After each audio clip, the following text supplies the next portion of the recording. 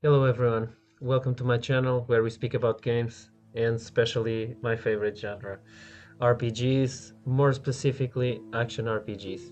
All these reviews will be always from a personal standpoint. I'm not a professional critic as you can see, and this is just a very chill channel I wanted to do for a long time because I love discussing gaming. So for today I wanted to talk about a game that I missed out during my younger years with the PS2 and the Xbox original. The game is Baldur's Gate Dark Alliance, the first one. Actually, there's four games made by them. This studio also brought us games like Fallout Brotherhood of Steel and The Bard's Tale, games that I didn't play that I know about them. And this game is actually it's funny because I found out about this game like 2 or 3 years ago, and only now I decided to play the game. And I don't know. You guys will tell me if you guys already know this game. I mean, it's very well known now. This is not a hidden gem. It's a game that very well known now. The story about the game is follows the story of three adventurers: an archer named a human archer named Van, a sorceress Adriana, and a dwarven named Cromlech. Each character has a unique backstory and skill set, which adds to the narrative and offers different gameplay experiences depending on whom you choose to play. For this playthrough, I chose the Elven Sorceress. I wanted to play a little bit with magic mechanics, and she starts with a fire spell that carry me till the second act, till half of the second act, because it gives constant damage after hitting. I did several runs and I sold because there's so much loot that you make so much money with it. It's easy for you to buy stuff, and I don't think it's a hard game. Regarding the mechanics of the game, this will be a isometric action RPG with hack and slash mechanics. There's also some dungeon crawler elements because during the map you will find some dungeons to enter and some side quests to do, and that will boost your experience levels, which I did, and it helped me a lot.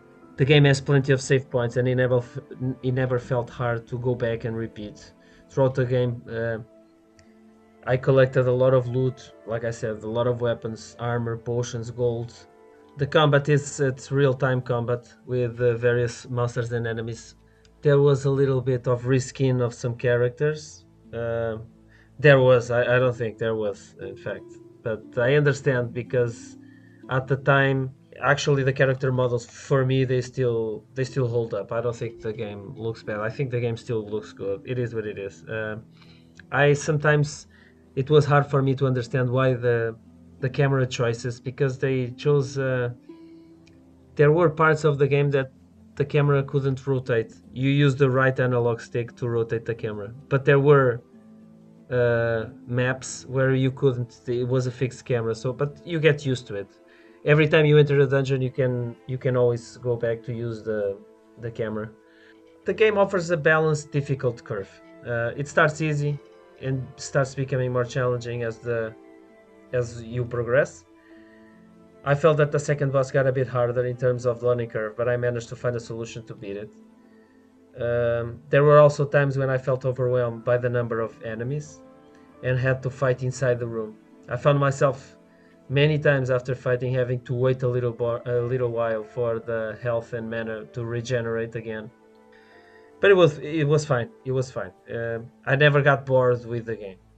The quests range from defeating specific enemies or bosses to solve environmental puzzles.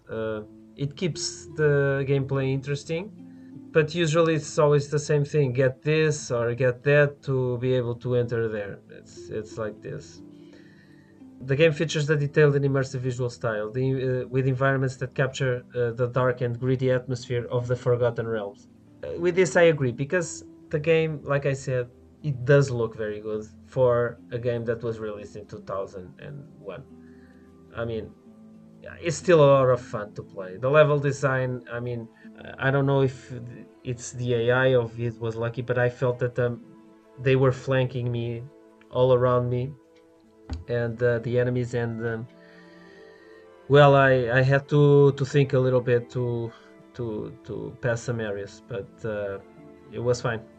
Regarding sound and music, the soundtrack is composed by Jeremy Soule.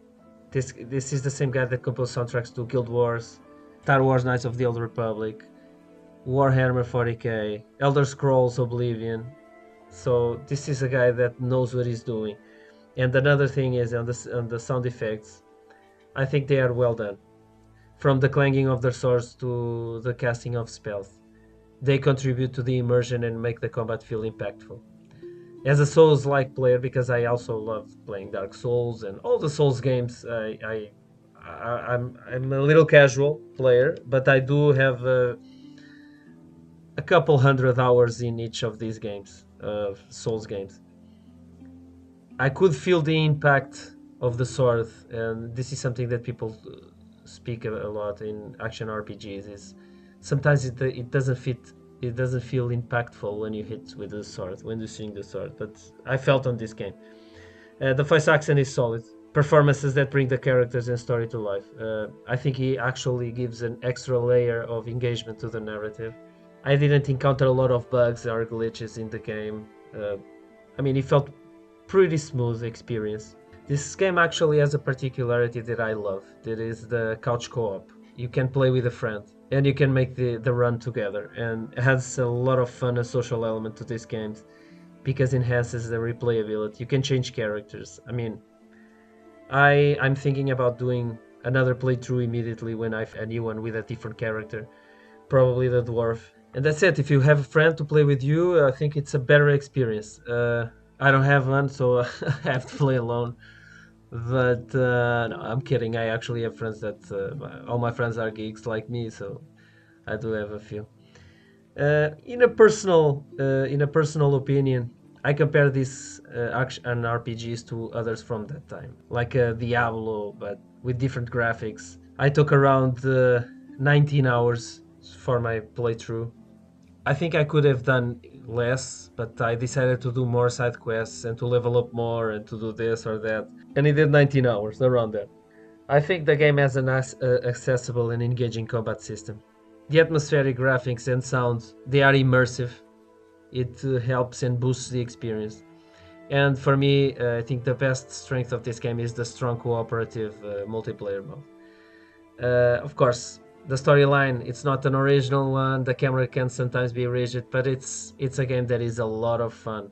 And if you like these types of games, don't be afraid because this game is old. This game still holds up. You can find this game on Steam. Just buy it on sale, or you can if you can find it on the PlayStation 2 or on the original Xbox. I think it's on the original Xbox as well. I think so. Yes, it is. It's a game that is worth it. And after this second playthrough that I'm going to do, I will play the second one. Let's see from there. I hope you guys enjoyed. Uh, in summary, Baldur's Gate Dark Alliance is a rich and enjoyable action RPG with solid mechanics and an immersive world. If you like Dungeons and Dragons, you should play this game. Thank you guys for coming. Subscribe to the channel if you like and speak with me. I want to speak with you guys about this. Okay, bye.